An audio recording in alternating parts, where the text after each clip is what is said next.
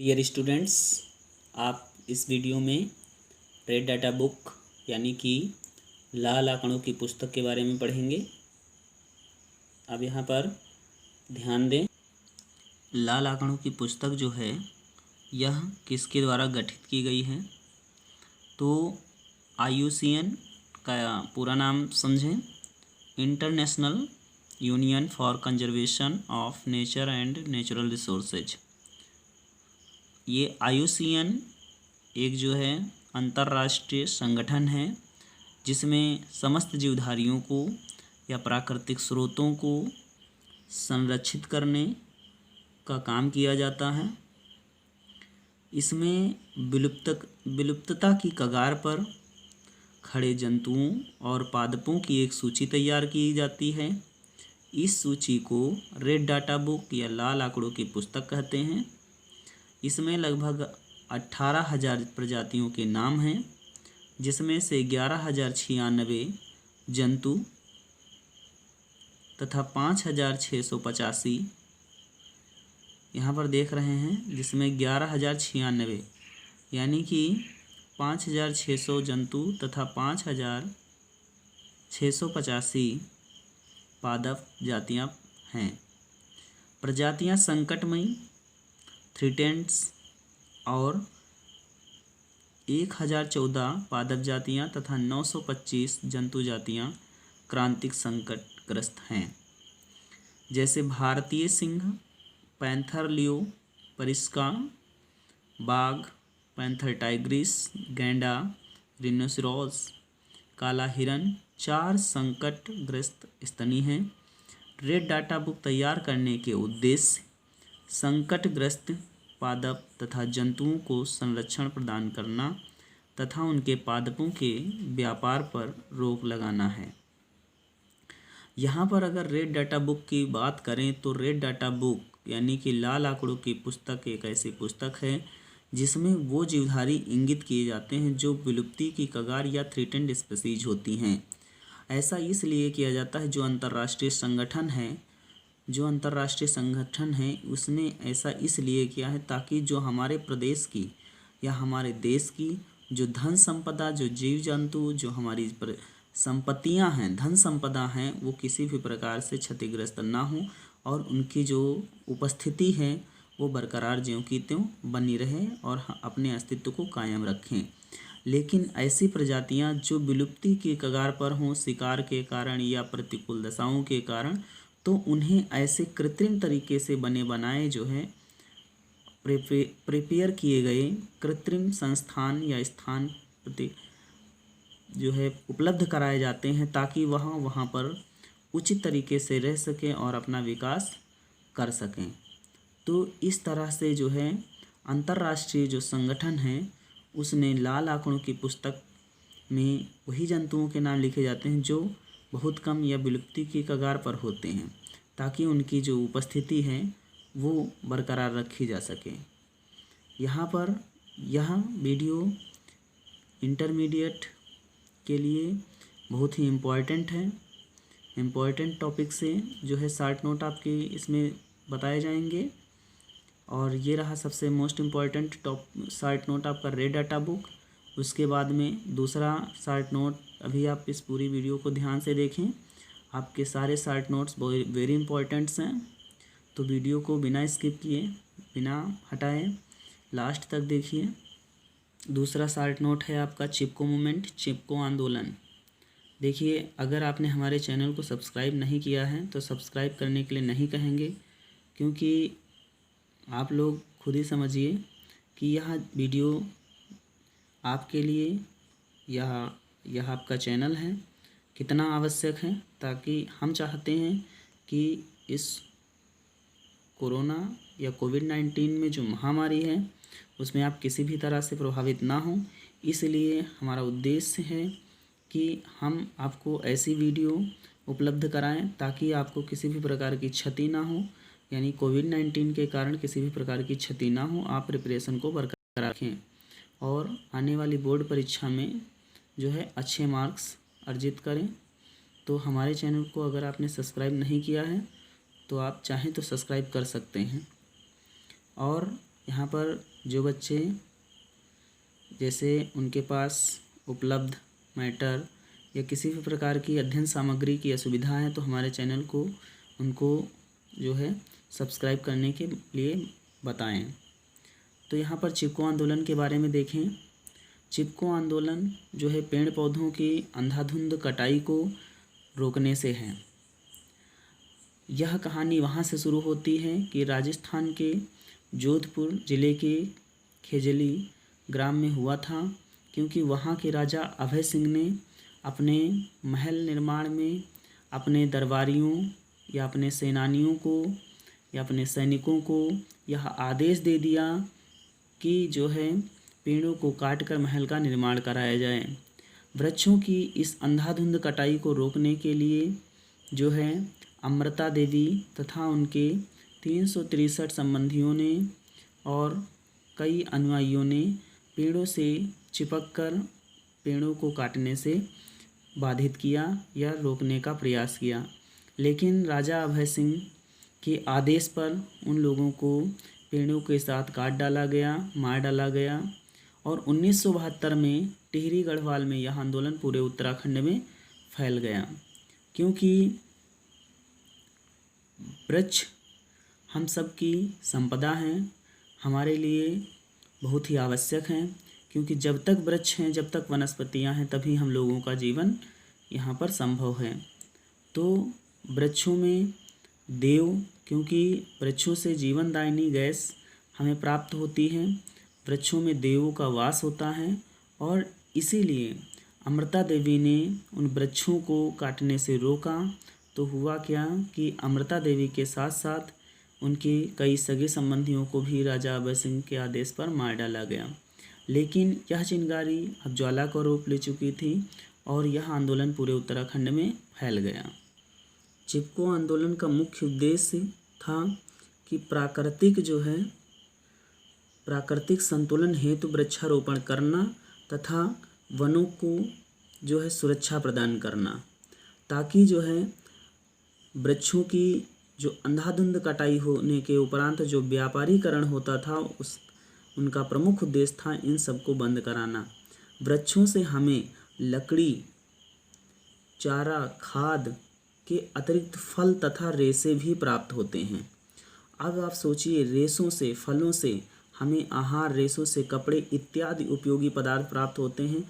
फिर भी मानव इतना स्वार्थी हो चुका था कि मानव आज भी उससे कई गुना स्वार्थी हो चुका है कि वृक्षों की अंधाधुंध कटाई करता जा रहा है, जिसके कारण होता क्या है, हमें उसके दुष्परिणाम दिखाई देते हैं, जैसे जल चक्र का अनियमित होना, ऑक्सीजन की कमी का होना और मौसम में बहुत सारे बदलाव का होना तथा CO2 का चक्र निरंतर संतुलित बना रहना। यह सब जो है प्रभावित हो जाती हैं यदि हम पौधों की अंधाधुंध कटाई को नहीं रोकते हैं। तो इन सब को संतुलित बनाए रखने के लिए हमें क्या करना चाहिए, वृक्षों की अंधाधुंध कटाई को रोकना चाहिए और हमें वृक्षारोपण करना चाहिए। लेकिन जब वह चिंगारी जो है एक शोले के रूप में बदली तो फिर यह इतना भड़की कि जो है इसका अंतर्राष्ट्रीय स्तर पर जो है इसका जो है प्रचार प्रसार या इसका जो है अनुयायी के रूप में इसको आगे तक सुंदरलाल बहुगुणा ने जो है चरम सीमा तक पहुंचाया। तो यहाँ पर यह आपका दूसरा शॉर्ट नोट चिपको आंदोलन, चिपको मूवमेंट कंप्लीट होता है। यहाँ पर अगला आपका शॉर्ट नोट देखेंगे। अगला शॉर्ट नोट है टाइगर परियोजना, टाइगर प्रोजेक्ट। भारतवर्ष में बाघों की संख्या में तीव्र गति से होने वाली कमी को देखते हुए भारत वन्य प्राणी संरक्षण बोर्ड IVWL की संस्तुति पर सन 1972 से 73 में टाइगर प्रोजेक्ट आरंभ किया गया। वर्तमान में 17 राज्यों में 28 टाइगर रिजर्व बनाए गए हैं। इसके फलस्वरूप इनकी संख्या में निरंतर वृद्धि हो रही है। बाघ को राष्ट्रीय प्राणी घोषित किया गया है। 1972 में बाघों की संख्या 268 थी। अब यह संख्या बढ़कर 2300 होने का अनुमान है। तो इस प्रकार से जितने भी पक्षी, जितने भी जीव जंतु विलुप्ति की कगार पर होते हैं तो IUCN उसे अंतर्राष्ट्रीय स्तर पर क्या करता है, एक ऐसी सुविधाएं प्रदान करता है। जो इंथ्रेडेंट या संकटग्रस्त प्रजातियां होती हैं तो उन्हें कृत्रिम तरीके से जो है रखा जाता है पार्क में, सेंचुरीज में आदि। वातावरणीय जो दशाएं हैं वो उपलब्ध कराई जाती हैं ताकि जो है अपना वह जीवन सुचारू रूप से संपन्न कर सकें और उनके अस्तित्व को बनाए रख सकें। यहाँ पर अगला शार्ट नोट है, झूम खेती के बारे में आपने सुना होगा। अगर इसके बारे में आपने नहीं सुना है तो ध्यान से सुनिए। झूम खेती किसको कहते हैं? होता क्या था, आदिवासियों से जो है चला आ रहा है कि पहले होता क्या था कि हम खादों का या उर्वरकों का उपयोग नहीं करते थे और फिर भी जो है हम चाहते थे कि जो है अधिक अनाज की उपज हो। तो उसके लिए क्या किया जाता था कि जो वन संपदा से परिपूर्ण स्थान होते थे उनको जला दिया जाता था। जलाने पर जो उन पौधों की वनस्पतियों की राख होती थी तो वहाँ की मृदा जो है उर्वर हो जाती थी और वहाँ पर फसलों को हम उगा करके जो है अधिक अन्य जो है उपज कराते थे, जिससे होता क्या था, हमें कम मेहनत में बिना उर्वरक बिना खाद के जो है हमें अधिक फसल या अच्छी फसल प्राप्त हो जाती थी। इसमें होता क्या था, देखिए लिखा हुआ है, इसमें वनों को स्थायी रूप से विनाश हो जाता है। इसके अंतर्गत किसी क्षेत्र विशेष की समस्त वनस्पति काटकर जला दी जाती है। वनस्पतियों के दहन से उत्पन्न राख में अनिवार्य पोषक तत्व मृदा में मिलकर मृदा की उर्वरता को बढ़ा देते हैं। ऐसे मृदा में 3 से 4 फसलें ली जाती हैं। जब उर्वरता कम होने लगती है तो किसान क्या करते हैं, इस स्थान को छोड़ देते हैं और नए जंगल की तलाश करते हैं ताकि उन पौधों को काटकर वहाँ कर जला दिया जाए और वहाँ की मिट्टी जो है उर्वर हो जाए, तब खेती वहाँ पर की जाए। तो इस तरह से होता क्या था कि इस प्रकार समय समय पर स्थान बदल कर खेती करने को झूम खेती या स्थानांतरी खेती कहते थे, शिफ्टिंग कल्टीवेशन कहते थे। और यह खेती जो है क्या होती है, जैसे त्रिपुरा, असम, मेघालय, मिजोरम आदि में इस प्रकार की कृषि होती है। तो यहाँ पर इसके नुकसान क्या होते हैं कि झूम खेती जो होती है, जिसको आप स्थानांतरी खेती कहते हैं, इसमें होता क्या था कि वनस्पतियों का बहुत सारा नाश हो जाता था। ये इसका सबसे बड़ा जो है नुकसान है, यह सबसे बड़ी इसकी डिफेक्ट है। उसके बाद में हम यहाँ पर राष्ट्रीय उद्यान, नेशनल पार्क की अगर बात करें तो राष्ट्रीय उद्यान वन्य जीवों तथा पारितंत्र के संरक्षण हेतु सुरक्षित स्थल होते हैं। इन क्षेत्रों में वानिकी चारण तथा कृषि कार्य प्रतिबंधित होते हैं, मतलब वनों को चराया ना जाए और कृषि नहीं की जा सकती है। इन क्षेत्रों पर किसी व्यक्ति को निजी अधिकार नहीं मिलता है, मतलब निजी अधिकार नहीं कि वो खेती करे, घर बनाए, ऐसा कुछ भी नहीं दिया जाता है।